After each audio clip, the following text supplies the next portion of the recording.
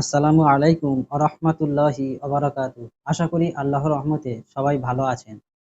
জবানকে হেফাজত করো বন্ধু, ইজ্জতকে রক্ষা করো। এই দুটি কারণে বেশিরভাগ মানুষ জাহান্নামে যাবে।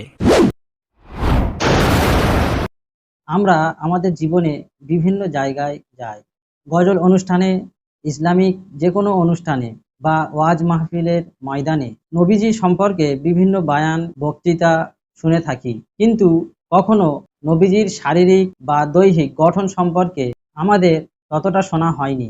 আর শোনা হলেও এখন আমি যে ভিডিও দেখাবো, আশা করি নবীজি সম্পর্কে এর আগে এমন বর্ণনা কোনোদিন শোনেননি। তো চলুন ভিডিও শুরু করছি, শেষ পর্যন্ত দেখতে থাকুন। আমরা আজকে যে অনুষ্ঠানে একত্রিত হয়েছি, এটা সিরত সম্মেলন। নবীজির জীবনের দুইটি দিক, একটি হচ্ছে সুরত আর একটি হচ্ছে সিরত। সিরত অনুকরণীয় আর সুরত প্রশংসনীয়। এ সুরত ধারণ করার ক্ষমতা কোনো মানুষের নেই।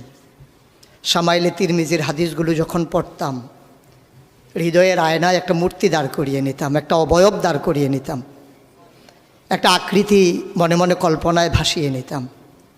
চাইতাম আমিও যদি এমন হতে পারতাম, কিন্তু যা হবার নয়। তিনি ছিলেন মধ্যম আকৃতির, সুঠাম দেহের অধিকারী একটি মানুষ। তার চুলগুলো ছিল ঘাড় পর্যন্ত প্রলম্বিত, হালকা হালকা কোঁকড়ানো। তিনি যখন চুলের ভিতরে তৈল দিয়ে আছড়াতেন, মনে হতো মৃদুমন্দ ঢেউ দেখা যায়।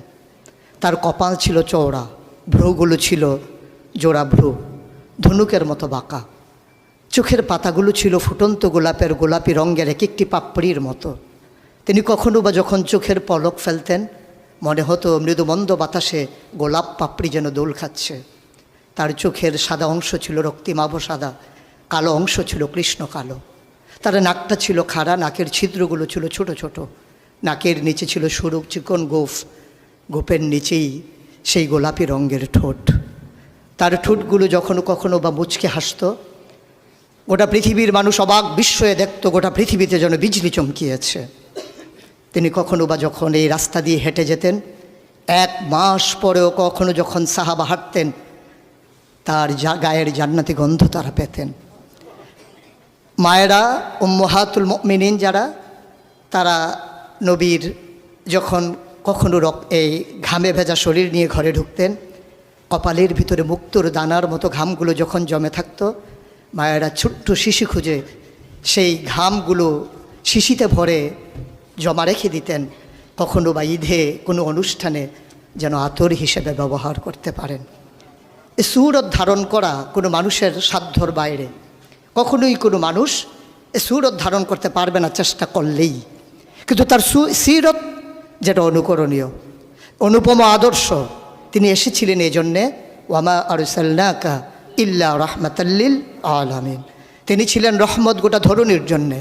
যেমন করে আল্লাহ বলেছেন, ফাবিমা রাহমাতিম মিনাল্লাহি লিনতা লাহুম ওয়ালাউ কুনতা ফাজ্জান গালিজাল কলব লানফাদ্দু মিন হাওলিক ফাআফু আনহুম ওয়াস্তাগফির লাহুম ওয়াশাওিরহুম ফিল আমর ফাইজা আযামতা ফাতাওয়াক্কাল আলাল্লাহ ইন্নাল্লাহা ইউহিব্বুল মুতাওয়াক্কিলিন। তিনি এসেছিলেন তেমন করে। কেন তাকে পাঠানো হয়েছিল? আল্লাহ নিজেই বলেছেন, লাকাদ কানা লাকুম ফি রাসূলিল্লাহি উসওয়াতুন হাসানা। তিনি ছিলেন মডেল, তিনি ছিলেন আইডল, তিনি ছিলেন আইকন, তিনি ছিলেন অনুপম আদর্শ, তিনি ছিলেন উসওয়াতুন হাসানা।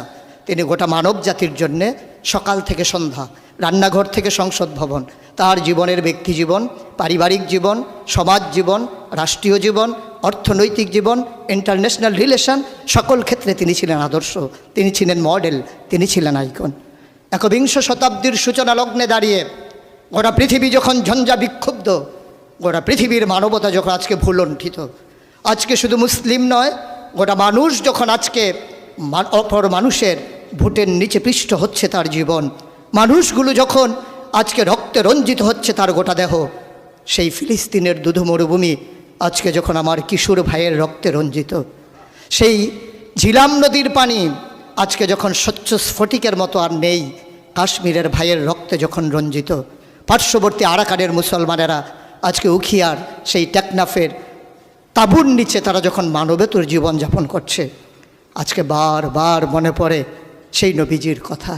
তিনি যদি আজকে আসতেন, কোনো একটা ভূখণ্ডে আমরা যদি দৌড়ে দৌড়ে তার কাছে যেতে পারতাম, গোটা মানবতা যদি বলতে পারতাম মুক্তি চাই, স্বাধীনতা চাই, ভোটের নিচ থেকে জীবন চাই, তিনি হয়তো আঁকড়ে ধরে বলতেন এখানেই শান্তি, চলে এসো উদখুলু ফিস-সিলমি কাফা, তাহলেই তোমাদের জন্য প্রশান্তি, তাহলেই তোমাদের জন্য মৃত্যুর, স্বাভাবিক মৃত্যুর গ্যারান্টি। কখনোই আর ঝঞ্ঝা বিক্ষুব্ধ পৃথিবীতে তোমাদেরকে বুক পেতে দিতে হবে না বুলেটের সামনে। যদি এমন হতো, আমাদের কথাগুলো হতো কোরআনের কথার মতো, ওয়ামান আহসানু কাওলাম মিম্মান দাআ ইলাল্লাহ ওয়া আমিলা সালিহান ওয়া ক্বালা ইন্নানী মিনাল মুসলিমিন। আমাদের তাগিদ জুতে হতো এমন, উদখুলু ফিস-সিলমি কাফা, ইসলামে পরিপূর্ণভাবে চলে আসো। আমরা যদি সে কথা থেকে দূরে সরে আসতে পারতাম, আফাতুমিনুনা বিবাযিল কিতাব ওয়া তাকফুরুনা বিবাজ, কতই না সুন্দর হতো। ভালোবাসা যদি হতো এমন যে নবীকে যেমন করে আল্লাহ তাবারক ওয়া তাআলা ভালোবাসার আধার বানিয়েছিলেন, ইবাদতে যদি আমরা হতে পারতাম এমন, আন তা'বুদাল্লাহা কাআন্নাকা তারাহু ফাইন লাম তাকুন তারাহু ফাইন্নাহু ইয়ারাক। আমরা যদি সফলতা এমন হতে পারতাম, কাদ আফলাহাল মুমিনুন আল্লাযীনা হুম ফি সালাতিহিম খাশিউন। আমরা যদি দীপ্ত শপথ গ্রহণ করতে পারতাম, ইন্না সালাতি ওয়া নুসুকি ওয়া মাহইয়ায়া ওয়া মামাতি লিল্লাহি রাব্বিল আলামিন। আমরা যদি নিজেদের কুরবানির নজরানা এভাবে পেশ করতে পারতাম, ইন্নাল্লাহা ইশতারা মিনাল মুমিনিনা আনফুসাহুম ওয়া আমওয়ালাহুম বিআন্না লাহুমুল জান্নাহ। সেই দীপ্ত শপথ জীবনে ধারণ করে আমরা যদি উমর বিন আব্দুল আজিজের মতো ক্ষমতা যখন তার মসনদে তাকে বসানো হলো, তিনি আস্তে করে ঘরে ঢুকলেন, তার বিবির সামনে গিয়ে বললেন, উত্তরাধিকার সূত্রে যে অলংকারগুলো পেয়েছো রেখেছো কোথায়? অলংকারগুলো কাঠের বাক্সে ভরে যখন তার সামনে এনে দেওয়া হলো, বলছিল এর ভিতরে আমি রক্তের গন্ধ পাই, এর ভিতরে আমি বাতিলের গন্ধ পাই। সুতরাং এই অলংকার তোমার না, এই অলংকার আমাদের জন্য গোলার কাটা, জাহান্নামের শাস্তির কারণ। তিনি সবগুলো অলংকার রাষ্ট্রীয় কোষাগারে জমা দিয়ে চোখের পানি ফেলে দিয়ে বলেছিলেন, পূর্বপুরুষের দায় পরিশোধ করলাম, পূর্বপুরুষের দায় পরিশোধ করলাম। তিনি সেদিন বলেছিলেন, সবার ঘরে যেমন রান্না হবে আমার ঘরেও তেমন রান্না হবে। প্রিয় দিনী ভাইয়েরা, আশা করি ভিডিওটি ভালো লেগেছে। আর যদি ভিডিওটি ভালো লেগে থাকে তবে কমেন্টে অবশ্যই জানাবেন। আর লাইক, শেয়ার, চ্যানেলটি সাবস্ক্রাইব কি করবেন আপনাদের ব্যক্তিগত ব্যাপার। তো সবাই ভালো থাকবেন। আসসালামু আলাইকুম।